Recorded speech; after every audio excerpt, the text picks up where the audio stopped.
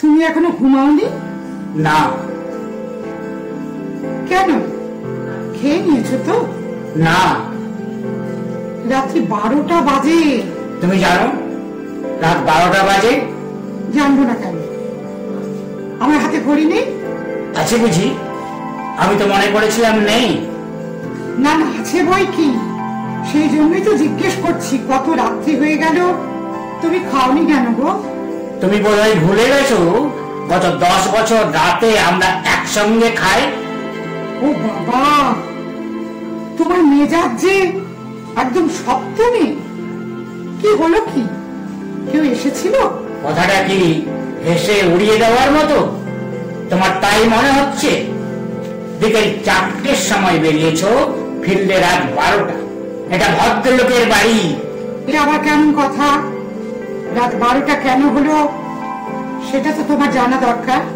না, আমার জানার দরকার নেই। নিশ্চয়ই দরকার আছে। কারণটা না জেনে তুমি অযথা মেজাজ গরম করবে, তা তো হবে না। এই দেখো, এটা ঝগড়া করার সময় নয়, ঘুমোবার সময়। আমার ঘুম পেয়েছে, আমি যাচ্ছি। তার মানে তুমি খাবে না? খিদে নেই। খিদে নেই না খাওয়ার ইচ্ছে নেই? কোনটা? কেন শুধু শুধু কথা বাড়াচ্ছ? বলছি না আমার ঘুম পেয়েছে, আমি শুতে যাচ্ছি। না, দাঁড়াও। চন্দননগর থেকে শ্যামবাজার আসতে কতক্ষণ সময় লাগে বলে তোমার মনে হয়? ফাংশন শেষ হওয়ার সাথে সাথে আমি তোমাকে ফোন করেছি, একবারও পাইনি, শুধু এনগেজড আর এনগেজড। হ্যাঁ, তোমার প্রিয় পাঠক পাঠিকাদের ফোনে তোমার কুশল সংবাদ দিতে দিতে আমি তখন ক্লান্ত হয়ে পড়েছি। আসার পথে সুনীল দা, অমিতাভদা, নবনীতা দিকে পৌঁছে তবে তো আমাকে পৌঁছে দেবে। এই শোনো শোনো, তোমার দাদা দিদিদের নামের লিস্টটা আমাকে না শোনালেও চলবে। হ্যাঁ, এরা তো একসময় তোমারও প্রিয় দাদা দিদি ছিলেন, হঠাৎ তাহলে শুধু?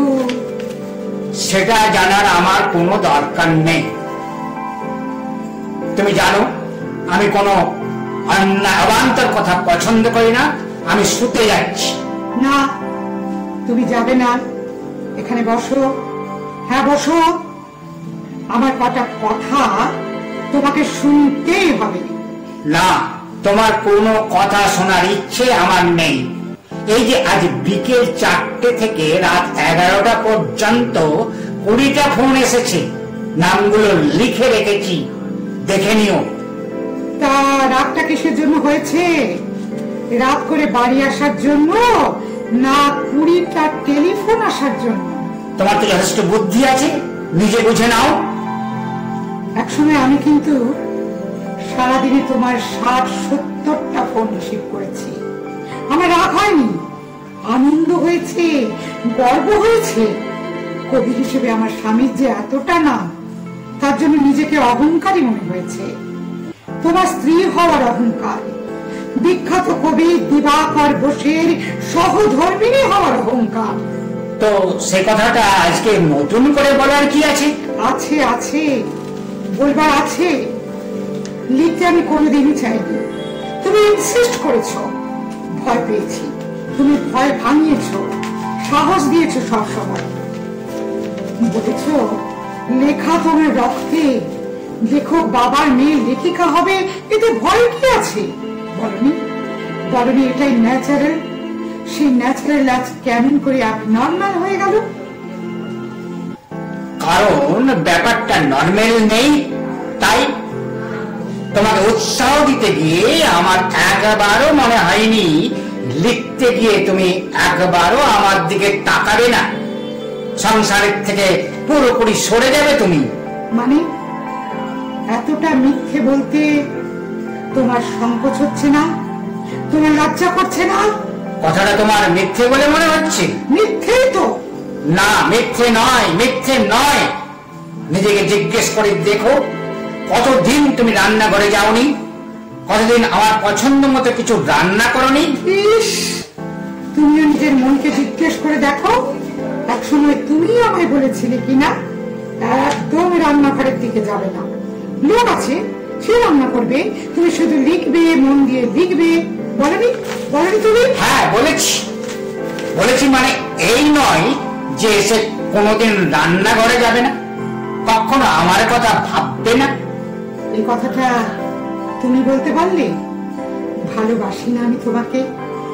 3টে পুজো সংখ্যা লেখা আমার হাতে, স্বভাবতই আমি একটু ব্যস্ত হয়ে পড়েছি, হয়তো সেজন্যই একটু কম নজর দিয়েছি তোমার দিকে। তাই বলে তুমি একটা বলবে আমি ভাবিনি। ঠিক আছে, আমি সম্পাদকদের বলে দেব, কালকে জানিয়ে দেব আমি লিখবো না। আপনারা অ্যাডভান্সের টাকাটা ফেরত নিয়ে যান। হ্যাঁ, তা না হলে 16 গলা পূর্ণ হবে কি করে? দিবাকর বোসকে আরো নিচে না নামালে চলবে কি করে? তুমি কি বলছো সেটা কি বুঝতে পারছো? নেশা যে করনি তা বুঝতেই পারছি। নেশা না করেই ভুল বকছো। আমি ভুল বকছি?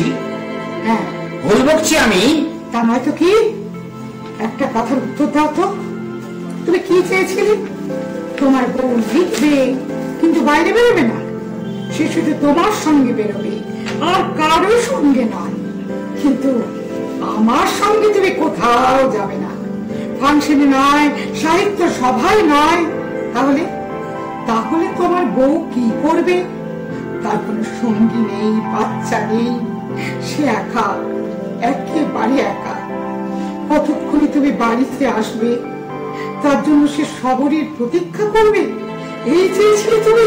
হ্যাঁ হ্যাঁ, এই চেয়েছিলাম, এই চেয়েছিলাম। আমি অম্বাবসের স্বামী হয়ে বাঁচতে চাইনি, অম্বাবসের সেক্রেটারি হয়ে বাঁচতে চাইনি।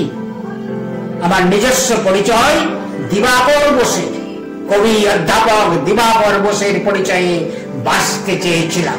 কেন কেন চেয়েছ?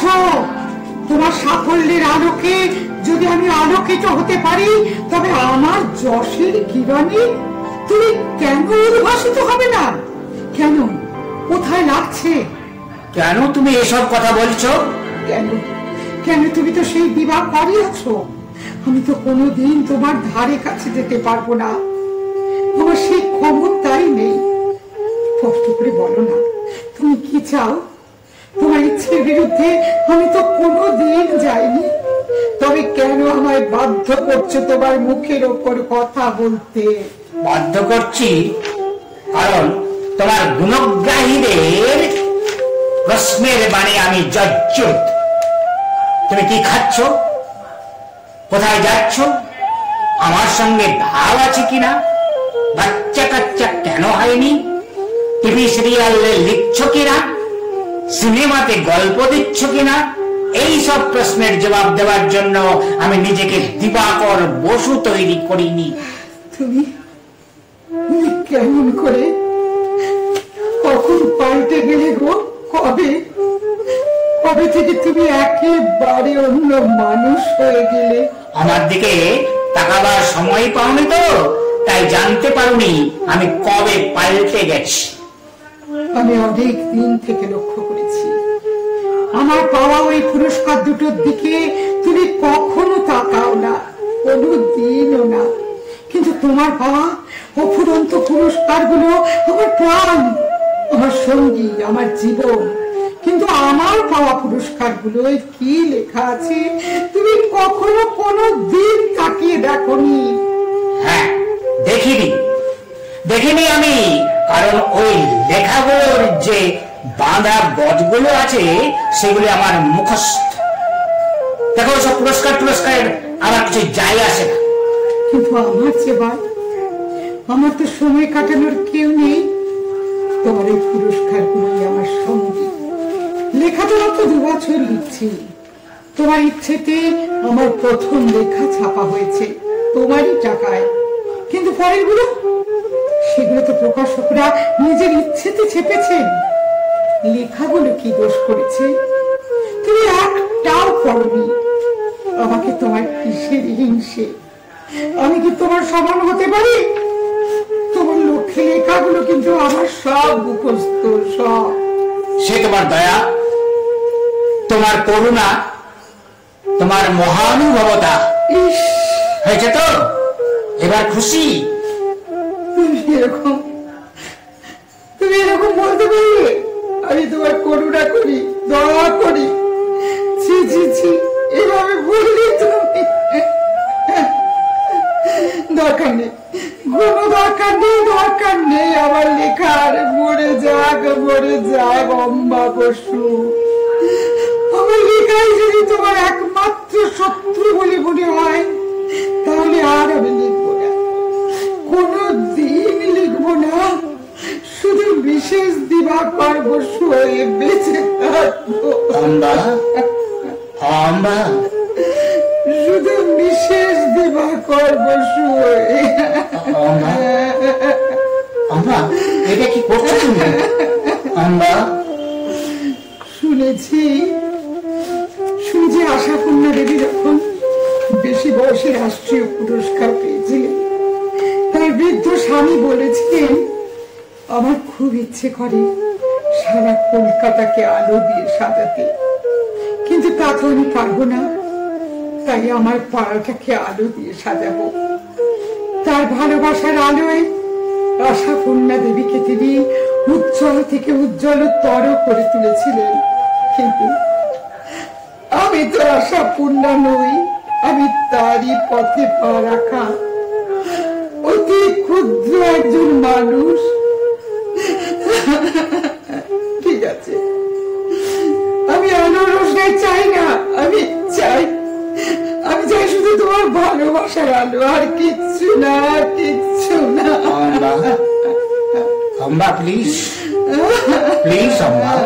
কেন না? I am very sorry.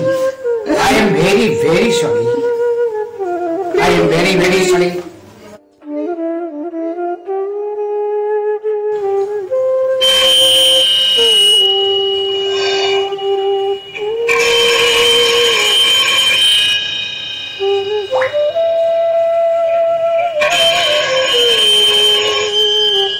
এত রাতে ফোন, কি ব্যাপার?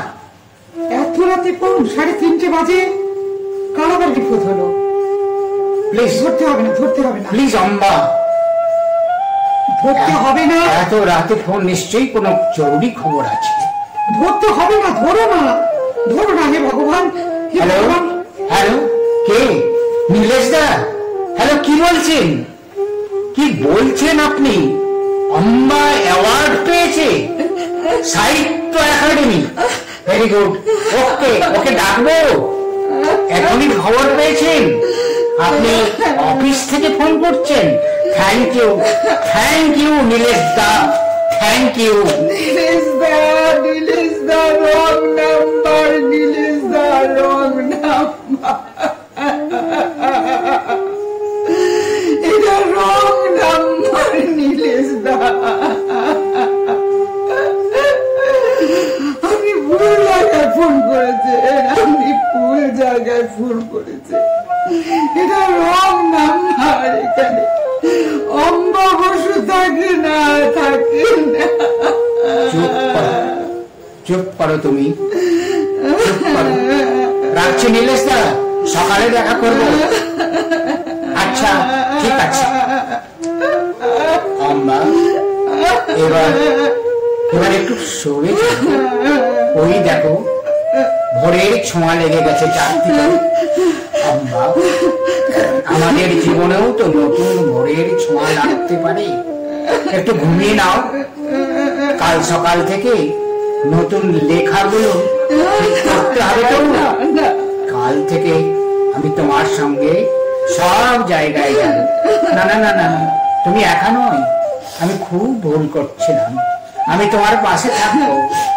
এবার চোখ বজো, আমি তোমার মাথায় একটু হাত বুলিয়ে দিই, তুমি ঘুমাও।